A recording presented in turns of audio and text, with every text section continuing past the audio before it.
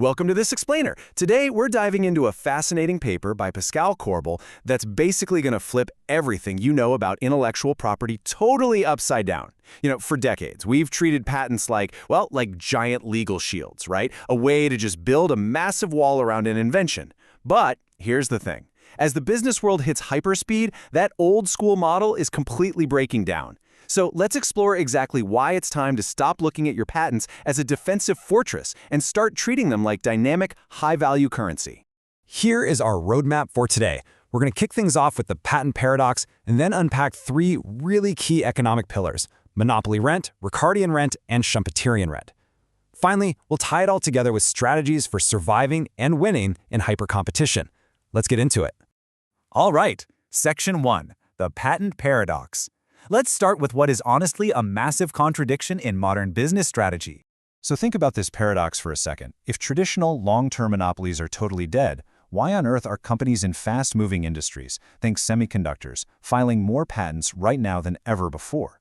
I mean, in a world where your shiny new tech becomes obsolete in just a few months, pouring heavy resources into securing a 20-year legal monopoly just doesn't seem to make mathematical sense, does it? And yet, researchers like Hall and Zitadonis have noted that patent filings in these high-velocity sectors are literally exploding. To figure out why, we really need to look at the environment these companies are actually operating in.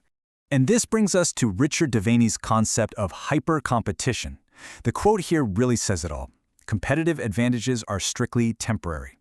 Constant disruption isn't the exception, it's the rule. In a hypercompetitive market, product life cycles shrink practically overnight. New tech emerges in a flash, and market boundaries are constantly being redefined. So you can't just build a wall and hide behind it anymore, because competitors are just going to invent a new way right around it. So to fully grasp this strategic shift, we need to look at the traditional old guard, Section 2, monopoly rent, and the art of erecting barriers.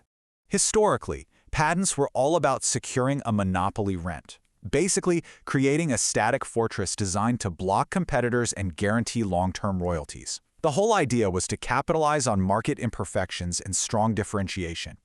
This is heavily tied to Michael Porter's traditional strategic frameworks, back from the 1980s. The goal was super simple: use a patent to create this massive barrier to entry. If you held the patent, your competitors either had to spend a total fortune trying to research a workaround, or they had to risk a massive lawsuit. Take Polaroid, for example. This is a fascinating historical case where a patent actually did create an absolute, long-lasting barrier to entry. Polaroid essentially built an impenetrable fortress around instant film photography. It was your textbook monopoly rent. But, as Corbel points out in his research, cases like Polaroid are incredibly rare. Usually a patent just provides, a slight differentiation, maybe a slightly better feature or a cheaper production method, rather than giving you total market control. But when we compare these two environments side by side, we see a huge shift. In hyper-competitive markets, rapid design capabilities mean competitors can bypass those static patent barriers faster than ever.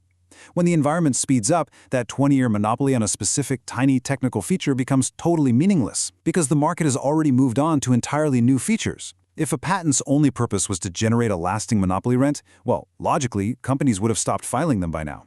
But since they aren't, there's got to be something else going on. Which brings us to our second economic pillar, where patents become part of a much larger ecosystem. Section 3, Ricardian rent and specific resources. Drawing on the resource-based view by theorists Penrose and Barney, a Ricardian rent relies on unique resources.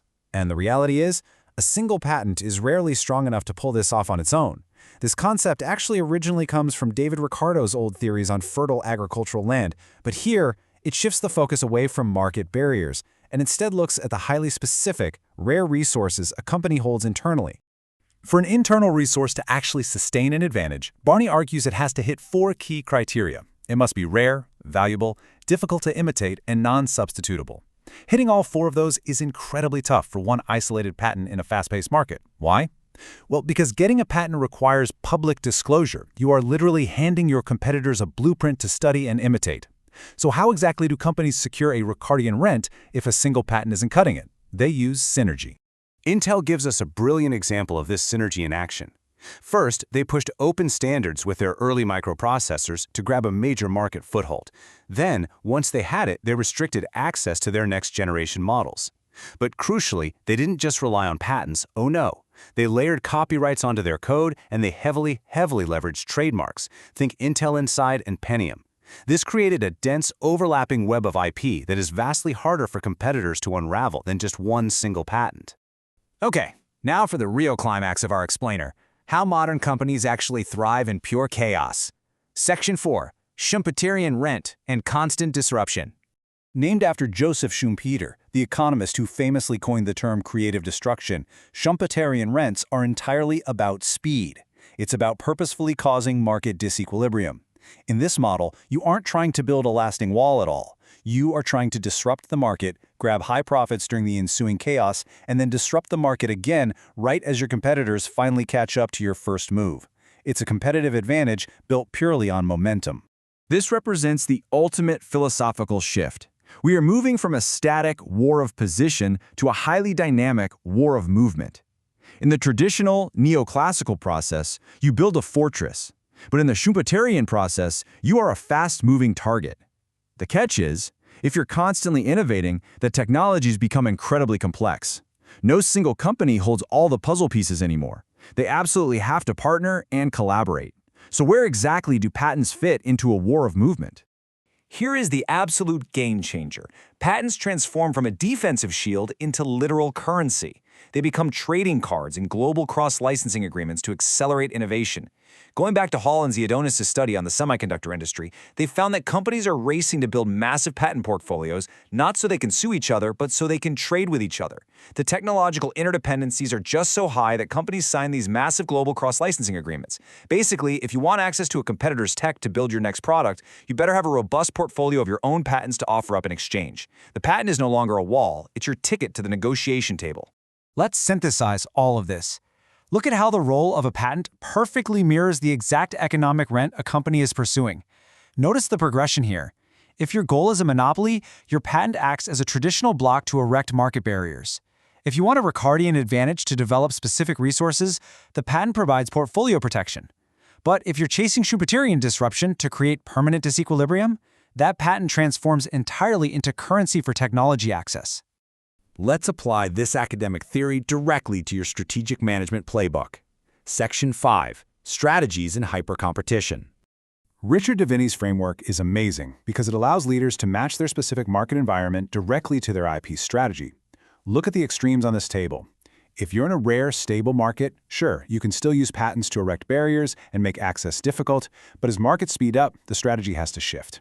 In an evolving environment, you exchange assets. During punctuated shifts, you position for new industry standards. And finally, if you are in a state of constant disequilibrium, which so many of us are, your patents are purely currency. They're absolutely essential for getting the rapid tech access you need to keep generating frequent disruptions. As we wrap up this explainer, I want to leave you with a provocative question to evaluate your own organization. Are your company's patents acting as a static, defensive shield, or are they dynamic currency for the war of movement? It is no longer enough to just file a patent and hand it off to the legal department. Managing intellectual property is a core executive function now. You need to know exactly which game you are playing and ensure your IP is actively working to help you win it. Thanks so much for joining me today, and keep innovating.